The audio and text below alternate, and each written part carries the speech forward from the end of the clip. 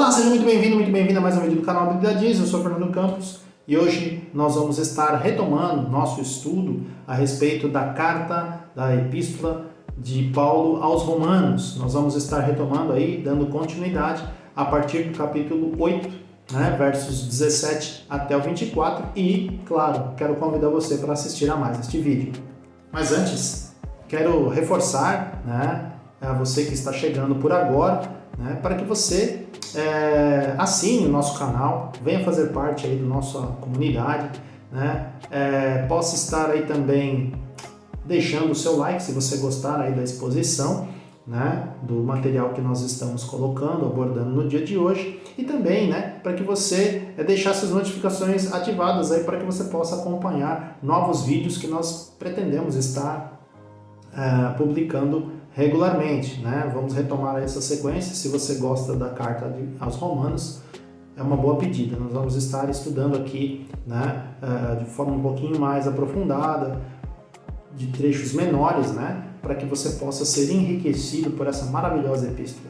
Deus te abençoe, e eu agradeço. Aproveitando o ensejo, eu tenho uma playlist a respeito da carta aos Romanos aí no canal, onde tem todos os outros estudos, inclusive algumas pregações, onde nós estamos abordando desde o primeiro capítulo até o capítulo 8, onde chegamos no dia de hoje.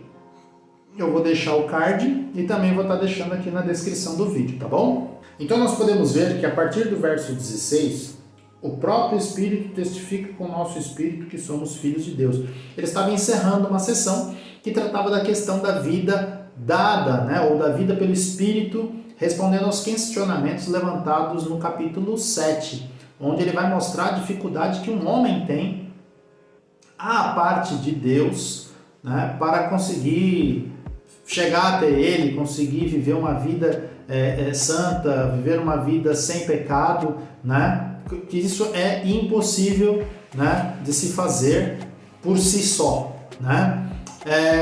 mas aqui ele está enfatizando que é o próprio Espírito que vai testificar, que vai confirmar em nossos corações, na nossa alma, que nós somos filhos de Deus. Ou seja, a certeza da nossa salvação vem da adoção de filhos, porque somos filhos, Então, isso é confirmado internamente pelo próprio Deus, na pessoa do Espírito Santo. Olha que glorioso, E isso ninguém pode tirar. Você vai dizer, mas isso é experiência pessoal. Realmente, é pessoal, é você e Deus, Deus, através do Espírito Santo, confirma no seu coração que você é filho de Deus, ponto. E ninguém pode tirar isso de você. Vou colocar na tela aí os versículos que nós vamos ler agora, do 17 ao 24, aí depois a gente volta para a exposição deles. Vamos lá.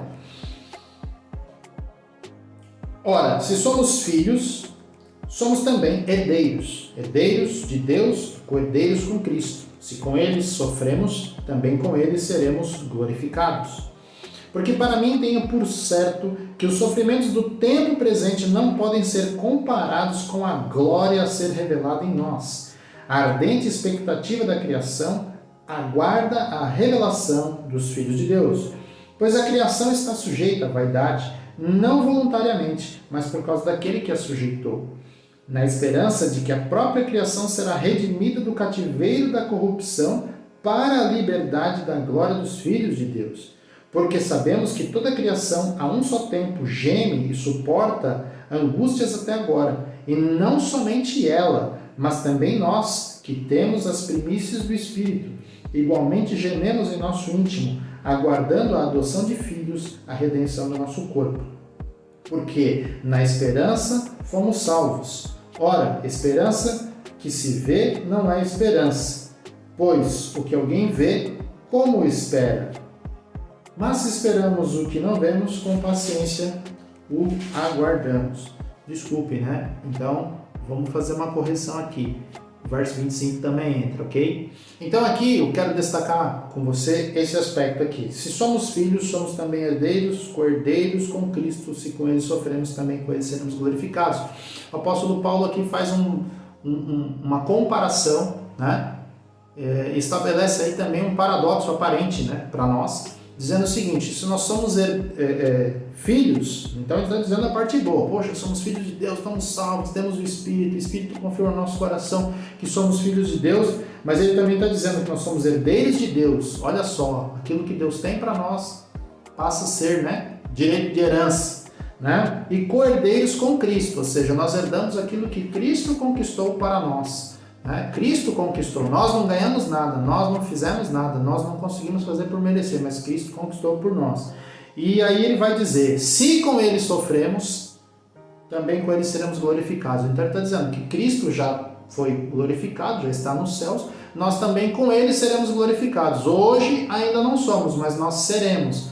Mas nesse momento nós sofremos, como ele sofreu. Então, ele faz um comparativo dizendo o seguinte, ó, assim como Cristo hoje está, que ele foi glorificado, nós um dia também haveremos de ser glorificados. Ele vai explicar isso aqui no restante dos versos. O que ele está falando aqui é algo que o próprio apóstolo Pedro também levanta essa bola aí na sua epístola, primeira epístola, no capítulo 1, capítulo 1, verso 5, que ele fala que sois guardados pelo poder de Deus, mediante a fé para a salvação preparada para revelar-se no último tempo. E aí continua, nisso exultais, embora no presente, então ó, há uma salvação preparada para revelar-se no último tempo. Embora por um breve tempo, se necessário, sejais contristados por várias provações. Então, somos, se necessário, somos levados, né, à tristeza por várias provações.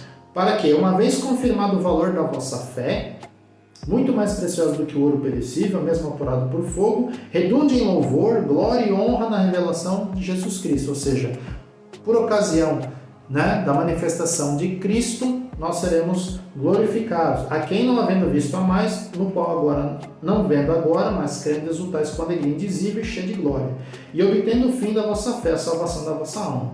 Foi a respeito desta salvação que os profetas indagaram e inquiriram, os quais profetizaram acerca da graça a vós outros destinada. A graça, o favor de Deus. Então veja que Pedro também comenta que, olha, no comecinho ali, como lemos, embora neste momento, nesse tempo presente, sejamos contristados por várias provações, ou seja, passemos por aflições, passemos por momentos de sofrimento, ele está chamando a nossa atenção também para esse ponto, né? Portanto, nós podemos entender que, embora sofrendo hoje, no tempo presente, né, nós seremos glorificados no futuro, que é isso que ele está dizendo aqui, nós seremos glorificados no futuro, né? É quase a garantia de uma pela outra, se você for analisar. Se nós estamos sofrendo hoje, é certo que no futuro seremos glorificados. Você vai dizer, mas eu não sou perseguido, não passo por, né? Poxa, eu tenho uma vida relativamente tranquila, né? Tenho uma casa para morar, tenho emprego, tenho saúde, etc e tal, mas em certa medida nós passamos por sofrimentos, nós somos sujeitos ao pecado ainda, embora estejamos no caminho do Senhor, nós ainda somos sujeitos, sofremos a ação, né, do pecado, sofremos a ação do diabo, sofremos a ação do mundo, do sistema do mundo, da visão de mundo, né? Muitas das vezes estamos sujeitos a acidentes, a catástrofes, a enfermidades, a perder o emprego, a perder a nossa casa, todas essas coisas nós estamos sujeitos, e principalmente sujeitos à morte, né? Nós estamos sujeitos à morte, a morrer, né? Então esse é o ponto, nós sofremos em alguma medida ou não, podemos até não estar sendo perseguidos como os nossos irmãos espalhados aí por exemplo, algumas nações onde a perseguição aos cristãos é severa, mas isso não quer dizer que a gente não sofra, né? Nós sofremos em alguma medida, né? Então o que ele está querendo dizer é o seguinte, se nós estamos sofrendo hoje, é certo, né? Ele está colocando aqui para nós que a glória há de ser revelada em nós, essas coisas não podem se comparar. Os sofrimentos do tempo presente não podem ser comparados com a glória a ser revelada em nós. Então ele faz uma comparação de que aquilo que nós sofremos agora não pode ser comparado com a glória, dizendo que a glória, embora eles andem junto com a outra, né, o sofrimento com a glória ande junto, né, ou um na sequência do outro, né, subsequente ao outro, ele está dizendo o seguinte, a glória não tem comparação. Por qual razão? Porque os sofrimentos que nós temos, né, em outra passagem o apóstolo fala de leve e momentânea tribulação, não é para ser comparada com o peso de glória, ali ele dá peso, né? E aqui ele está dando uma noção de tempo, né? Porque dá a entender que, poxa, a glória que há de ser revelada em nós é uma glória que é eterna. Ela não vai ter fim. Aquilo que vai acontecer, aquilo que há de ser revelado em nós não terá fim. Os sofrimentos vão ter. Né? Há uma promessa do Senhor, lá em Apocalipse, fala que Ele vai enxugar dos nossos olhos toda lágrima, já não haverá mais pranto, não haverá dor, não haverá sofrimento, as primeiras coisas já passaram, e olha só que maravilha, e eis que tudo se faz novo. Né?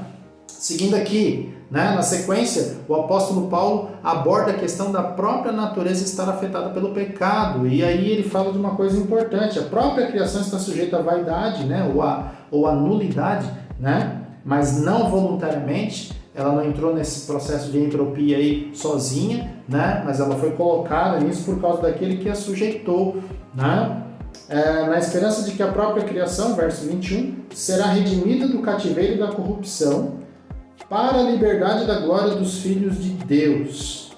Né? Lembrando, né, que lá em Gênesis capítulo 3, versos 17 a 19, a terra foi amaldiçoada. Se você quiser ver, Adão disse: visto que atendeste à voz da tua mulher e comeste da árvore que eu te ordenara não comesses, maldita é a terra por tua causa. Em fadigas obterás dela o sustento durante os dias da tua vida. Ela produzirá também cardos e abrolhos, e tu comerás a erva do campo.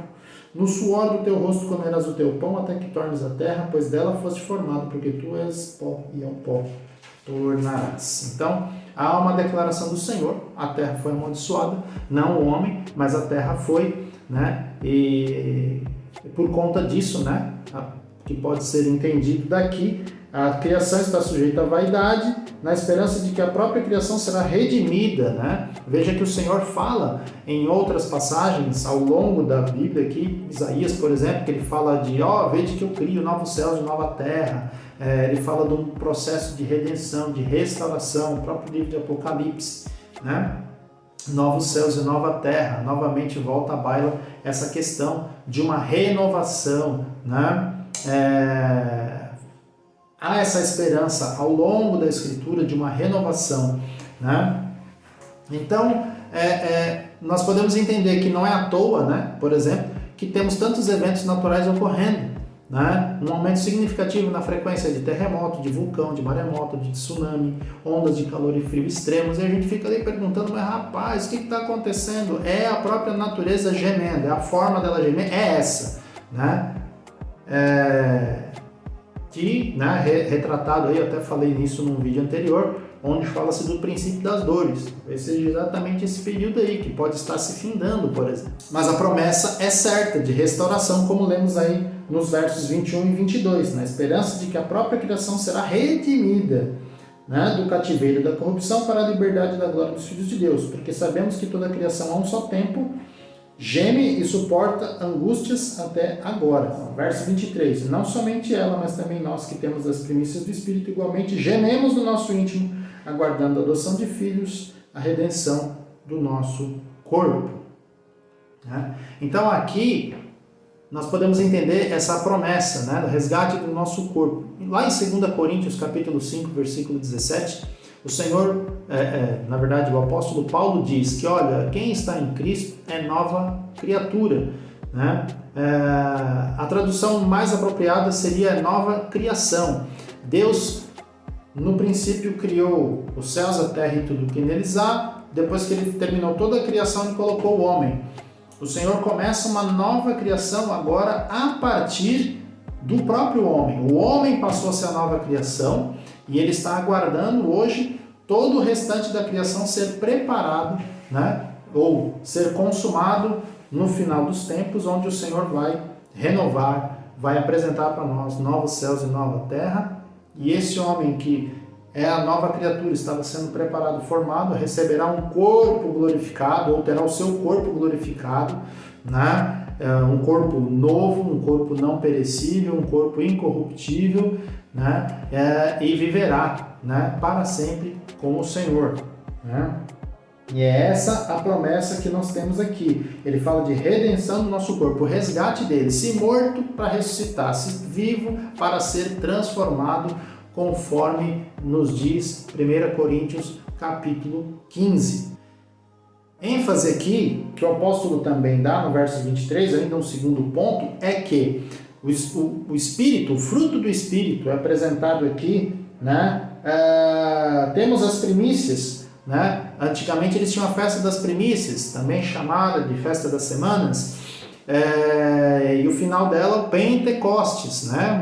Aí já pode lembrar, né? O Pentecostes nada mais do que aquela festa onde, por exemplo, o Espírito Santo foi derramado sobre a igreja, né? Exatamente 50 dias após o período de Páscoa, né? Vem o Pentecoste, né? Simbolizando aí a entrega dos primeiros frutos da colheita, que eram entregues, né? No templo, né? Ou na tenda do tabernáculo, mais antigamente, como testemunho, como fidelidade, na esperança de que Deus abençoaria a colheita do povo e eles teriam para si e para dividir, né, com o restante do povo, né, ou seja, para si e para dividir com os demais. Então era essa a esperança que eles tinham. Semelhantemente, aqui o apóstolo talvez fazendo essa menção, lembrando disso, né, como lembrando disso, falando que, olha, nós temos as primícias do Espírito. Em que sentido? O Espírito fora derramado, vamos dizer assim, dessa forma ampla, sobre toda a carne, né? De uma forma mais generalizada, vamos dizer assim, e não específica como no Velho Testamento, mas de uma forma mais generalizada, a partir de Pentecostes. Vamos colocar que não tinha aí ainda nem 20 ou 30 anos, cristãos de primeira e segunda geração ainda, e é nesse sentido que o apóstolo chama a atenção dos cristãos de Roma, de que nós temos as primícias do Espírito, né? Então esse é o ponto que ele quer enfatizar aqui, né? E que se nós temos as primícias, nós temos a garantia, isso que ele está querendo dizer, chamar a atenção deles de que nós podemos ter a nossa esperança, porque se nós recebemos as primícias, é certo que haverá colheita lá no final, ou seja, é certo que o Espírito continuará sendo derramado como se fosse, né, uma semente, um fruto que fosse sendo derramado, espalhado para todos aqueles que crerem, né? Aguardando a adoção de filhos. A adoção de filhos, aqui ele quer chamar a nossa atenção é o seguinte: embora nós hoje já desfrutemos do reino de Deus, de alguns aspectos do reino de Deus, nós estamos naquela famosa tensão teológica, né, apontada aí como entre o já e o ainda não. O já é o seguinte: o reino de Deus já está entre nós? Sim, já está entre nós, já está atuando no nosso coração. Mas o reino de Deus já está plenamente instaurado em toda a terra, por exemplo? Não. Já está instaurado em toda a criação? Não. Veja que a natureza está gemendo, aguardando a redenção. Então é esse ponto que ele quer ressaltar aqui, né? Nós estamos aguardando a redenção do nosso corpo, assim como a natureza aguarda a sua redenção também, ela ser restaurada.